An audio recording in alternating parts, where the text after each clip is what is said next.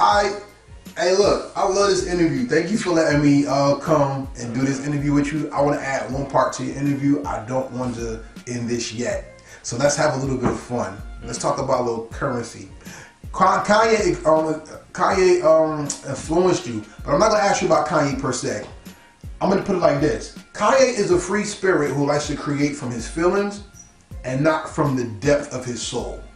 See, there's a level to feeling and depth. We talked about emotional depth earlier. Feelings could be how I feel today and let me share my joy and share my pain.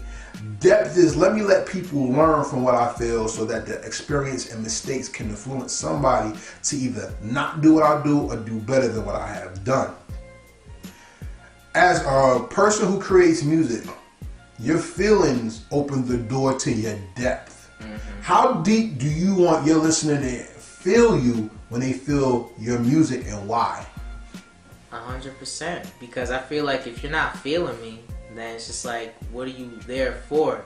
It depends what song it is. Like if it's a song where I'm really trying to make that listener feel a kind of way, then it's just like, alright. But if it's any other kind of song where it's just like, if I ever do a turn up song or something like that within my career, then it's like, alright, yeah, like you don't really have to feel it like that.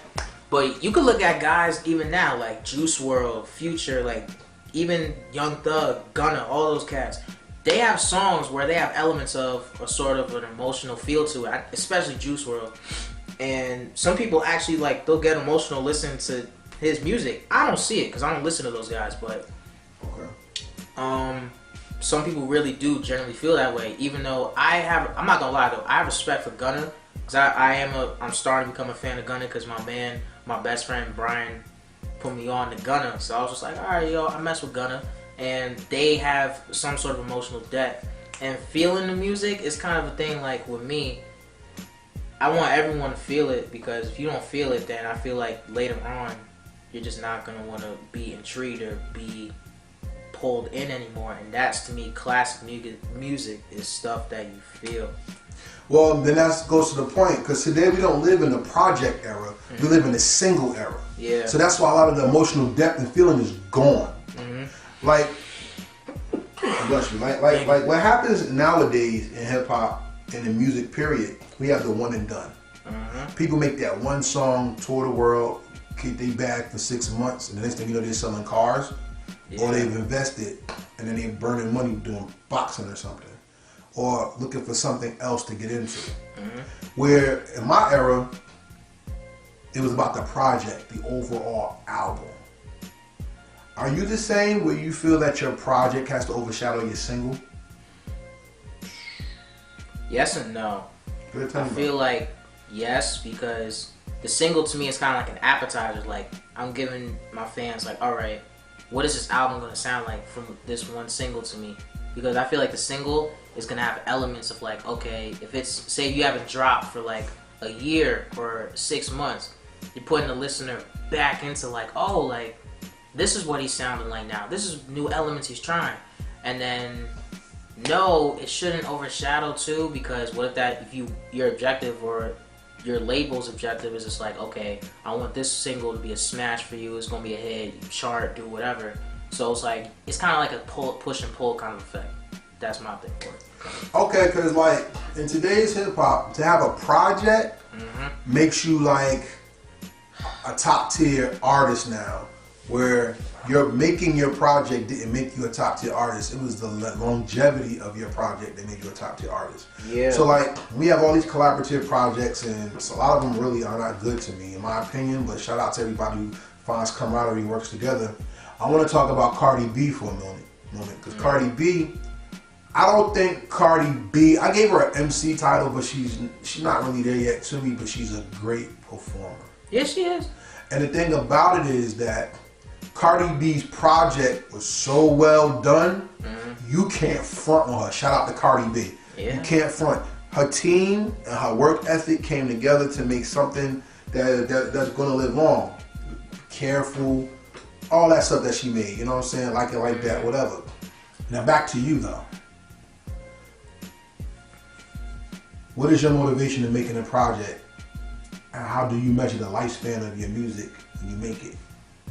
I was told one time by a producer, never shout out the year in your music because you give it a timestamp. Real music is timeless. So how do you feel about that? Some people could look at it that way. To me, I could say the year, the day, time, whatever. It's just, I feel your music is going to define whether it's timeless or whether it's just dated. So, like, even I could listen to Biggie still. I could listen to those guys and they don't feel dated to me. It's good music, so I'm going to want to listen to it. To me, your music defines that statement to me, in all honesty. So what about the project part? I mean, like, when you craft this project, how do you make it timeless, or how do you make sure that the music is good and fresh rather than apparent and now? It's all about experimenting, to be real with you. Like, you have to kind of play with new sounds. Even I found out going into this album that even my best friend Brian has told me that you're gonna have to dabble into certain things that you never even thought you would dabble in before. Like with me learning how to engineer now, I have been playing around with certain plugins and effects and all these different things, and also learning drum patterns now.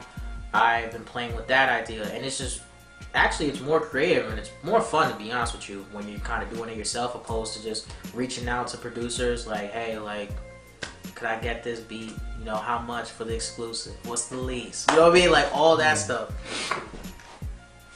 I see that with a lot of new artists today. That a lot of new artists today are they're only inspired by two people, Eminem and Kanye.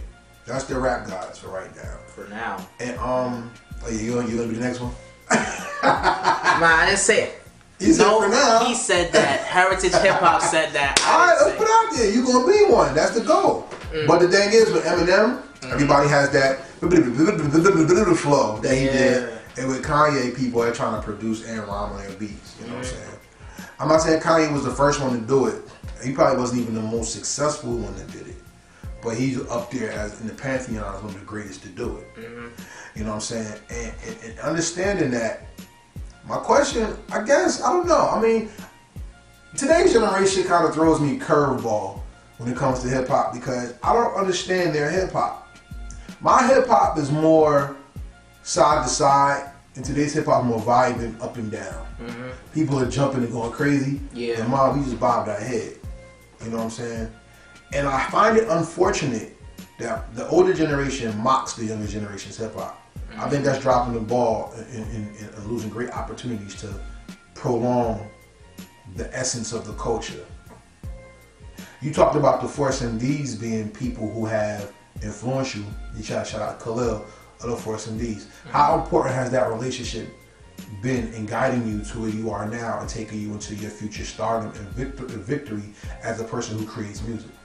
It's guided me because with Khalil, he actually, even though, like I said, I went to school for music production, it was online, so I was never physically there learning the material.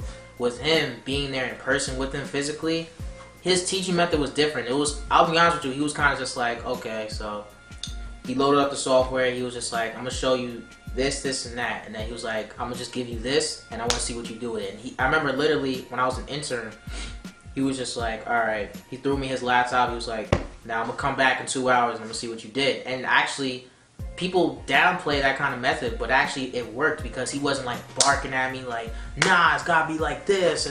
He let me figure out for myself what I was doing wrong. And then as a collective of the Force MD as a whole, stories they've even told me, like advice they've given me on my career, and even as a creative, like on a musical standpoint, has just been very inspirational and influential for me. Well, anything that you learn in life is supposed to be hands-on and experimental. That's why I'm a proponent of hands-on education and giving people, not children only, but people the opportunity to make mistakes and to learn through cause and effect of learning. Yeah. That is the best, especially for young men. Now, when it comes to this industry, unless you get your hands dirty, you can never be successful. This is a poor man's sport. So you're fighting for survival and to be seen. Literally. So I want to give a shout out to them because that's a lesson I think all people need to know. And that's why I wanted to put this extra part into your interviews because you've been influenced. Now, you say you went to school for You didn't really go to school for it if it was online, in my opinion. What you did was you pursued education, which is dope. Yeah. But your real schooling came from when you were in person with that gentleman. Exactly. Hands on. So shout out to the Force MDs again. Because I mean, honestly, and this isn't any career besides rap, production, whatever. If you're in school, you honestly learn more out of the classroom than you're supposed to in the classroom. Like my older brother, CJ, told me that. Shout out to CJ, my big bro, love him. He said to me, he was just like, yo, like you're gonna learn a lot more as an intern than you are in school.